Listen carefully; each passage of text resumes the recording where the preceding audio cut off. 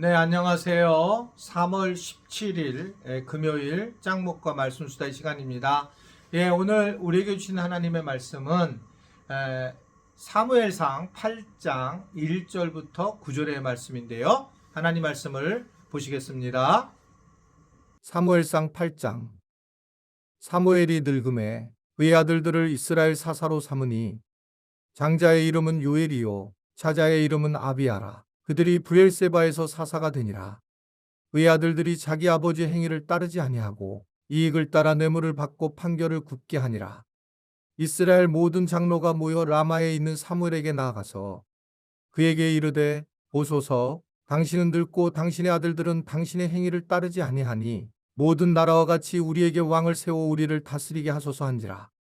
우리에게 왕을 주어 우리를 다스리게 하라 했을 때에 사무엘이 그것을 기뻐하지 아니하여 여호와께 기도하매 여호와께서 사무엘에게 이르시되 백성이 내게 한 말을 다 들으라. 이는 그들이 너를 버림이 아니요 나를 버려 자기들의 왕이 되지 못하게 함이니라.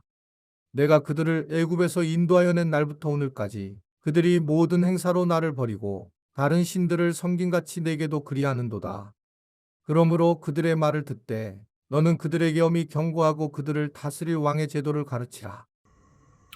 네, 사무엘이 굉장한 은혜를 끼치면서 하나님의 뜻을 잘 전하면서 태평성대를 이제 구사하게 되었죠.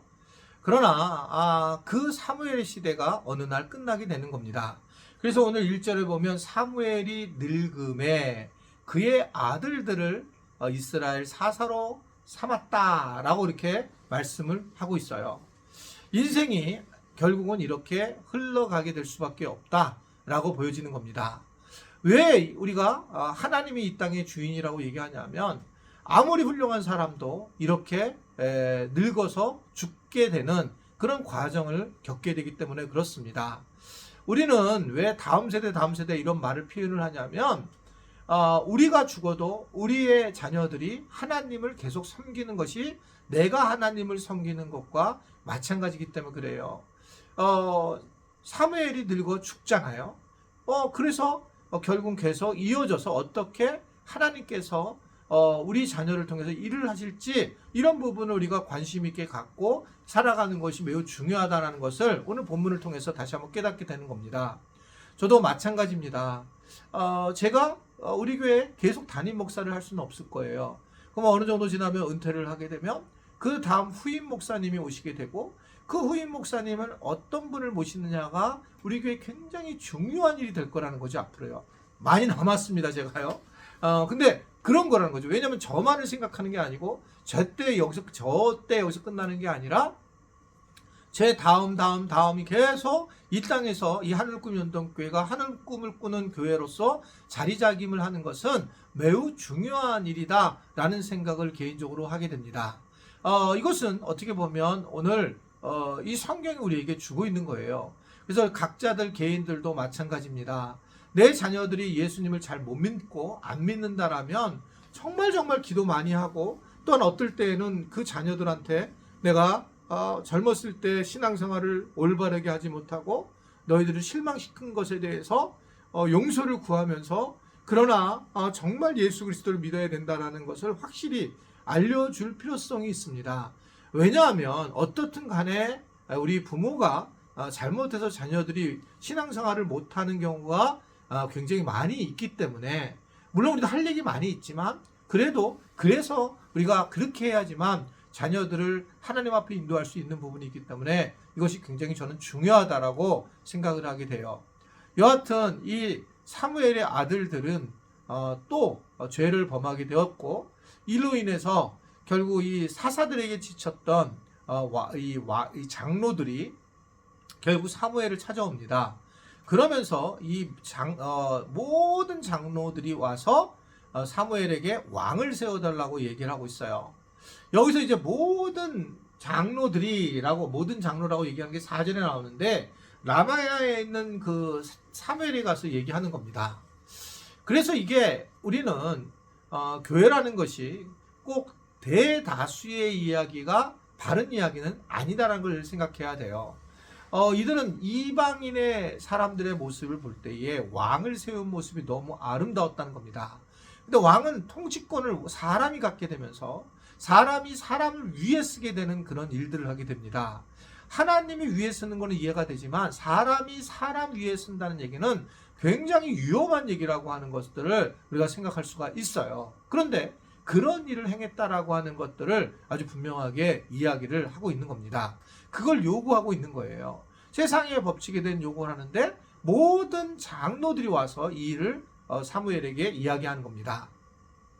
그래서 항상 교회는 대다수로 하는 것이 그렇게 바른 것은 아니고 본질적으로 이게 세상적인 건지 신앙적인 건지를 정리하고 살아가는 것이 굉장히 저는 중요하다고 보여져요. 그러니까 이게 사람들이 다 인정해서 한다라는 표현을 하게 되면 잘못될 가능성도 충분히 있습니다. 그건 세상의 기준으로 봐서 교회를 바라보고 있기 때문에 그렇다는 겁니다. 저는 그래서 어떤 분들은 막 교회 와가지고 교회인들이 똑똑해야 되고 그래야 된다라고 얘기를 하는 분들도 계실 수 있어요. 그런데 그건 저는 반대입니다. 교인들이 똑똑하지 않아서 똑똑한 척을 하는 것은 아닙니다. 그러니까 이런 부분에서 굉장히 겸손하게 한다라고 봐야지 마치 그분들이 잘 몰라서 그렇게 한다라고 하는 것을 생각하면 아주 위험한 상황이 될 수 있다는 걸 볼 수가 있어요. 그러니까 모든 장로들이 와서 이 문제를 얘기했을 때 얼마나 똑똑했겠어요. 그러면서 이제 왕들을 세우는 것이 얼마나 놀라운 일인가. 근데 하나님이 이것을 알고 난 다음에 사무엘에게 이야기하기를 그리고 결국은 저들이 나를 버렸고 이게 한두 번이 아니라 이 인간의 어떤 죄성이고 출애굽을 할 때부터 다른 신들을 섬길 때도 그랬고 그러면서 이제 9절에 뭐라고 했냐면 그러므로 그들의 말을 듣되 너는 그들에게 엄히 경고하고 그들을 다스릴 왕의 제도를 가르쳐라 하고서 하나님이 포기하는 그런 장면의 모습을 보여주고 있습니다. 여기서 우리는 뭘 할 수 있냐면 하나님은 정말 이게 문제가 될 줄 알지만 우리를 사랑하셔서 우리가 원하는 것들에 대해서 허락하신다는 사실입니다. 계속 우리가 잘못된 상황일지라도 불구하고 그 잘못된 것에 대해서 요구를 할 때 하나님은 그것을 허락하시는 모습이에요. 그래서 우리가 기도를 할 때 정말 조심해야 됩니다. 하나님 나에게 돈을 주십시오. 돈을 주십시오. 그래서 정말 열심히 기도해서 돈을 받은 분들이 꽤 있어요. 신앙적으로.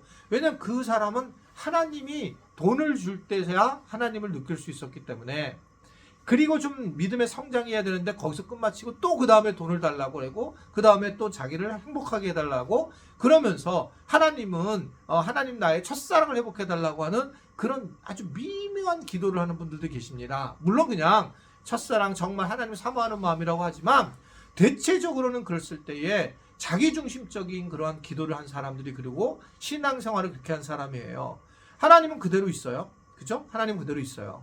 우리가 하나님을 영화롭게 하기 위해서 이렇게 살아보기도 하고 저렇게 살아보기도 하고 그러는데 나하고 상관없이 하나님은 그대로 있는 겁니다. 그래서 이 하나님이 있는 것에 대해서 우리가 어떤 방식이 내가 변해서 하나님 앞에 영광을 돌리는 것이지 내 마음이 좋아서 하나님께 영광을 돌리는 이런 정말 잘못된 생각은 우리가 얼마나 죄성이 큰지에 대한 걸 보여주고 있어요. 우리는 그냥 하나님은 원래 살아계시고 지존하신 분이시고 산이시고 방패시고 힘이시고 우리의 전부세요. 그분을 위해서 우리가 할 수 있는 게 별로 없어요. 그랬는데 우리가 우리의 마음이 바뀌고 나서 우리가 좋으니까 하나님이 계시고 내 마음이 안 좋으니까 하나님 없다. 그 생각은 정말 잘못된 생각입니다. 하나님은 그런 우리의 마음을 아시고 그런 우리에게 허락을 하시는 거예요. 왕, 니네 분명 힘들 거다. 힘들 거 나오잖아요. 우리가 알잖아요. 왕의 시대. 그런데 잘 가르쳐라. 최대한 잘 가르쳐라. 이게 하나님의 사랑입니다.